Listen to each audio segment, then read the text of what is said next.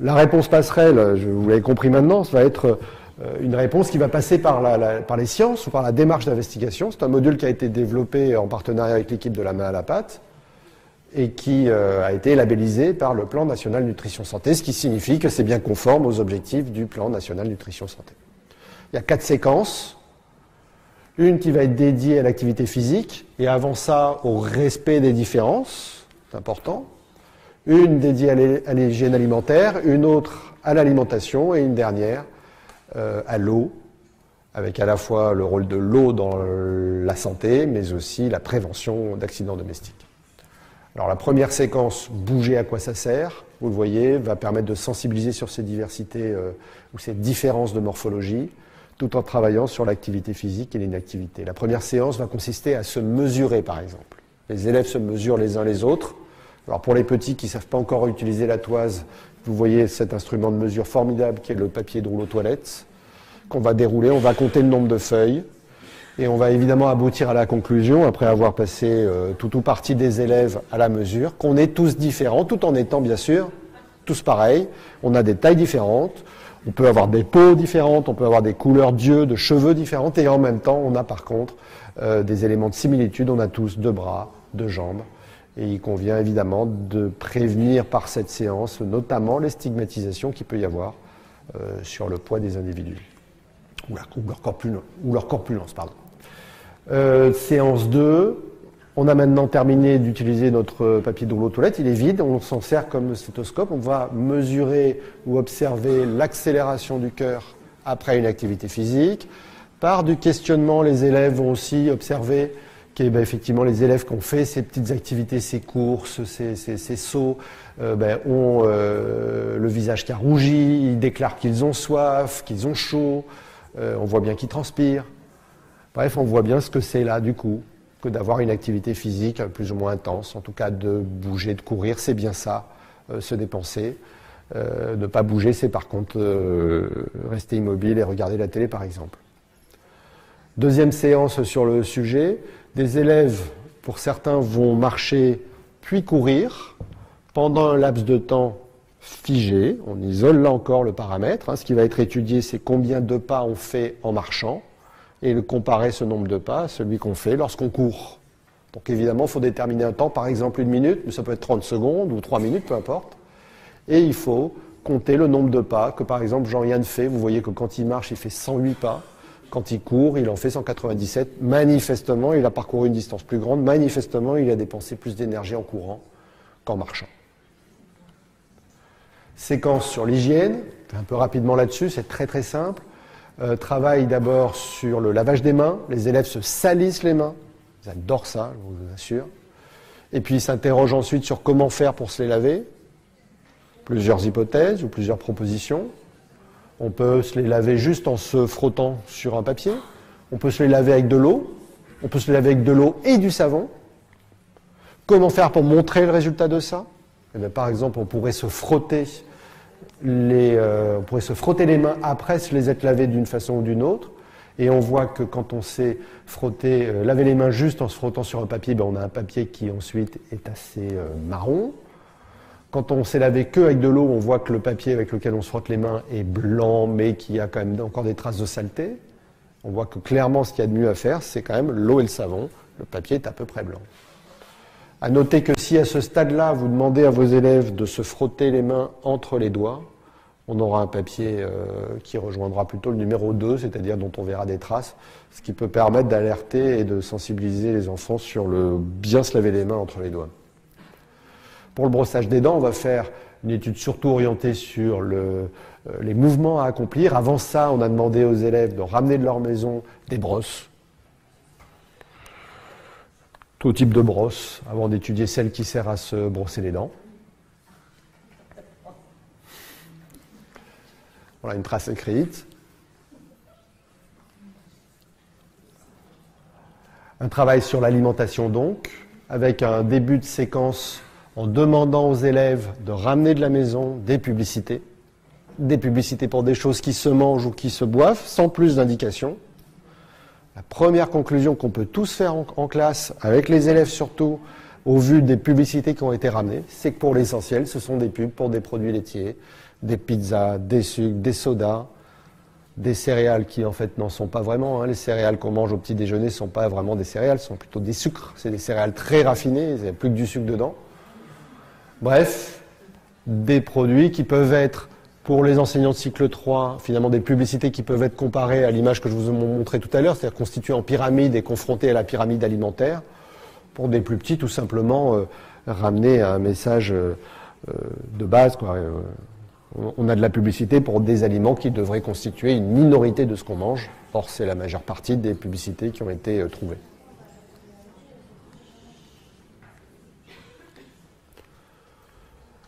Un travail sur la sensibilisation aux fruits et légumes.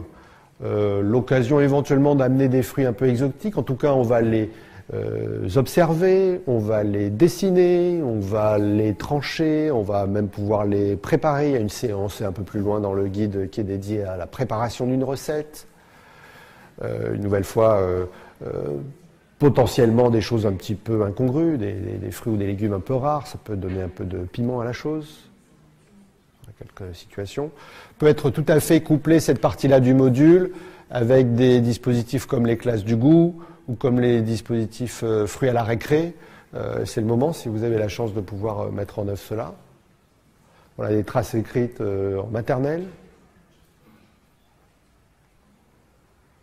Une séance 8 dédiée aux graisses, sachant qu'on ne dit pas aux élèves qu'il ne faut plus jamais manger une chips. Par contre, la question c'est tel ou tel aliment, par exemple les chips, sont-ils des aliments gras? On s'est aperçu lors de la conception de ce guide que beaucoup d'élèves pensaient que les chips n'étaient pas des aliments gras.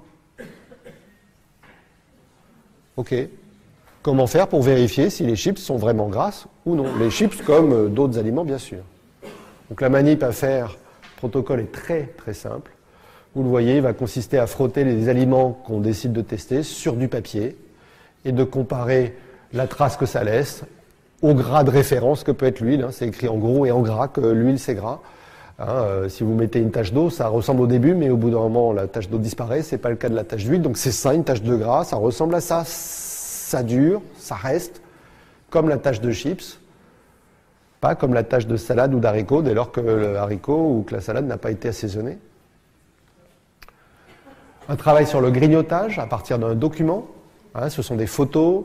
Les élèves, selon qu'ils savent lire ou pas, doivent utiliser ces vignettes pour décrire ce qu'ils voient sur ces images. Et évidemment, c'est un petit jeu, c'est le jeu des intrus, où on va pouvoir sortir de ces différentes scènes ce qui relève du grignotage. Une séquence sur l'eau, je vous le disais.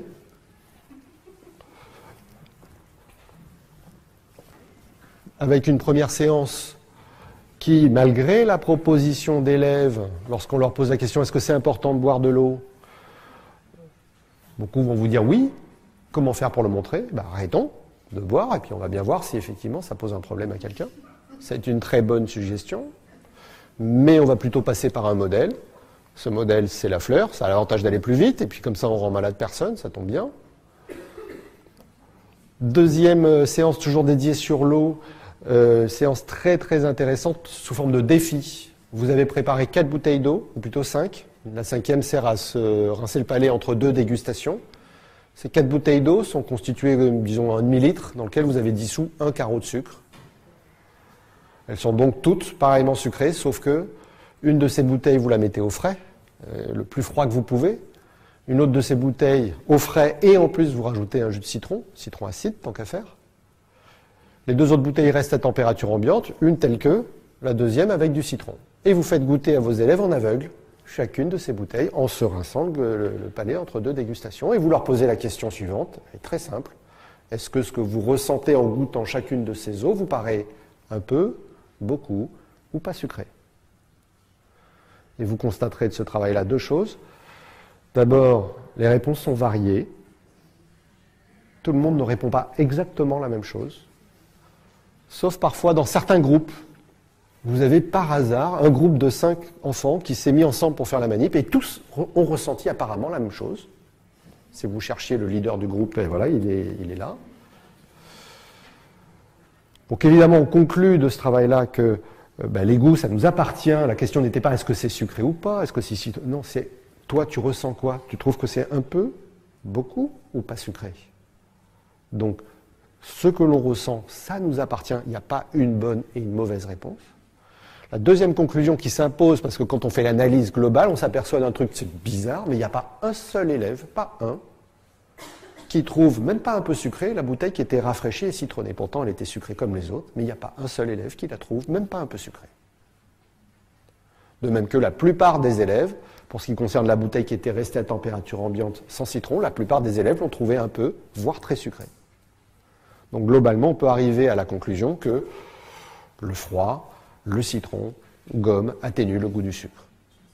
Pour les plus grands, n'hésitez pas à décortiquer l'étiquette des sodas, l'étiquette de la composition de ce qu'il y a dedans, pour voir à quel point c'est sucré, et l'étiquette éventuellement de la publicité qui accompagne le soda en question, qui dit qu'il faut le boire très frais, mais forcément, le boire chaud, c'est à la limite de l'imbuvable. Dernière séance, ou plutôt avant-dernière séance, c'est le même défi, sauf que là, les élèves n'ont pas le droit de goûter. Enfin, c'est la consigne que vous leur donnez. Ils doivent découvrir qu'est-ce qui est de l'eau parmi différents contenants qui contiennent quelque chose qui ressemble à de l'eau, c'est-à-dire, alors vous leur mettez pas d'acide chlorhydrique, hein, vous leur mettez du vinaigre blanc. Si jamais ils n'écoutent pas la consigne, d'abord ça leur apprendra. Et puis ensuite, boire un peu de vinaigre blanc ne les rendra pas malades. Du savon liquide transparent aussi, c'est pas très agréable à boire, mais ça rend malade personne. De l'eau, et le dernier, du sucre, du sirop de sucre par exemple. Bref, pour les sensibiliser à évidemment le fait évident qu'il y a des choses qui peuvent ressembler à de l'eau, mais qui n'en sont pas. Et pour les plus grands, vous n'hésiterez pas évidemment à faire le lien avec des pictogrammes qui évoquent la dangerosité de certains produits. Et notamment le conseil fort qui consiste à ne pas mettre dans des liquides qui habituellement contiennent, dans des contenants qui habituellement contiennent de l'eau ou un liquide à boire quelconque, des produits qui sont notamment dangereux à la consommation. Dernière séance, devenir acteur de prévention.